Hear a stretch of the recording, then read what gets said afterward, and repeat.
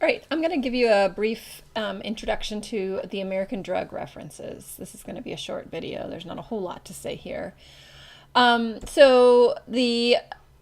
would like you to be able to recognize the main different American drug references and know which ones are official and which ones are non-official or unofficial, and then just kind of have a general idea about the types of information contained in each. Here's a library for those of us who don't go to them very often anymore. That's actually the old library at Golden West. I need to go in and take a picture of the new one. Anyway, this is the reference section of the old library, and that's where you're going to go to find your drug reference texts to do your homework. So you ask the librarian. This is one of the two drug reference books you're going to use. This is the Physician's Desk Reference. As you can see, that's an old picture, 2003. They update this every year, and you can find the PDR in any library, the Golden West Library, the Huntington Beach Public Library, just about any library. Many of you probably work someplace where there's a PDR. You can also access the PDR online, I believe, for free. Okay, so before we talked about the PDR, I want to talk about the Pharmacopoeia of the United States of America, or the USP. You've heard me mention this a few times already. The USP was first published in 1820, and it's published every 5 years with supplements as needed. As you can imagine, lots of drugs come out every year, and so we have to continually amend these references. The USP lists drugs as single drugs, so not combination drugs, but single drugs. The USP has a full-time director. It has a voluntary staff of pharmacologists, physicians, pharmacists, nurses, as well as consumer activists, all evaluating and proofing and all of that of the USP. If an older drug is no longer on the market, it gets deleted and it gets replaced with the newer and the more effective agents. They really do keep this up to date. It's very authoritative. It gives the average dose. It gives information on toxicity, also gives information on methods of administrations. It also tells you how to actually prepare the drugs if you were going to be doing this part of it. So people who are in research and development can use this. It also talks about a lot about the pharmacokinetics. It talks a lot about standards for tablet disintegration, etc. There's a lot of good information found in the USP. The National Formulary, which is now combined with the USP, but up until 1975, it was a standalone reference. One of the differences with the National Formulary is it includes both single drugs and formulas, or combined drug combinations. Oftentimes, if a drug gets deleted from the USP, it will still be included in the National Formulary. So if you were to be asked what is the only official drug reference text in the United States, it would be the USP/NF. They're combined as one reference text currently. All right, so some other places for information. One would be the American Medical Association's drug evaluations. These drug evaluations are prepared by experts in their field. The drugs are grouped according to use, which is nice. And then what they'll do is they'll give kind of a general discussion for each group of drugs, which is also really nice. And it's pretty unbiased in that it includes both favorable and unfavorable judgments of these individual drug groups, which is nice. Then we have the PDR. That's the one we saw the picture of. The PDR, there's one also for non-prescription medications. There's a lot of PDRs. There's a geriatric version of the PDR. The PDR is essentially a paid advertisement. So drug manufacturers buy space to advertise their drugs or for their drug to be included in the PDR. The information that's contained in the PDR excuse me, the PDR is essentially the same information that's given as the drug handout.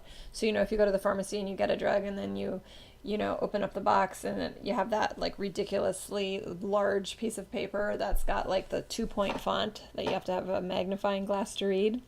Well, that's the same kind of information that's in the PDR. One thing that's kind of nice with the PDR is they cross-reference the generic and the chemical names and the brand names. So if you knew one name, you could kind of go try to figure out the other names based on what you know. It also has a nice color section for drug identification and dosage, which is kind of a cool thing.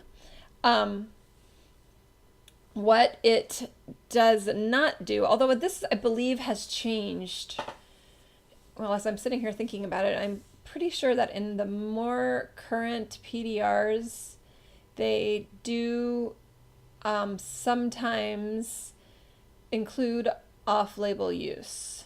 So I don't know that we've talked about off-label use. So in the drug approval process, when the IND and all of the data, the IND has been granted and the data has been collected and the clinical trials have commenced, what will happen when the new drug approval is granted is the drug will be approved for the use for which it was studied. But sometimes, as time goes on and we get into that post-marketing surveillance phase, we'll see that the drug can be used for other things as well, and people will start prescribing it for other things other than what it was approved for. If a drug is being prescribed for something other than what it was approved for, that's called an off-label use or an unlabeled use. An example of this would be like Prozac, for example. So Prozac is actually a brand name. It's a serotonin selective reuptake inhibitor, selective serotonin reuptake inhibitor, and it was of course approved for depression as an antidepressant, but it's also used for, it seems like, just about everything you could imagine these days, restless leg, PMS, all of these other uses, and those other uses are off-label uses. So that isn't necessarily going to be included in the PDR. Although, like I said, I do believe that now in some of the more recent PDRs, you might sometimes see a off-label or an unlabeled use. I get confused with the PDR and the drugs, facts, and comparisons, which is what we have here, which is the book I prefer. You're going to have some opportunity to compare and contrast the two, the PDR and the drugs, facts, and comparisons text. The drugs, facts, and comparisons I like because they group drugs according to use, much like the AMA evaluations. This is not a paid advertisement. It also will compare various drug forms, which is nice. The more current drugs, facts, and comparisons, this wasn't always the case, but the more current ones now do also include a color photo section, also includes over-the-counter medications. And it does include off-label usage. So you're going to get some opportunity in your homework assignments to compare the PDR and the drugs, facts, and comparisons, and then any other nursing drug or any other drug reference text that you might like. Another text is the American Hospital Formulary Service, which is very similar to the drugs, facts, and comparisons, but its preferred use is by pharmacists. And then for other information, there's all kinds of other sources. Journals are a really good source. You're going to have an opportunity to do an extra credit assignment in this course where you're going to find a journal article, a current journal article in a peer-reviewed journal where it's talking about pharmacology, a drug or a condition that's being treated with drugs. You have a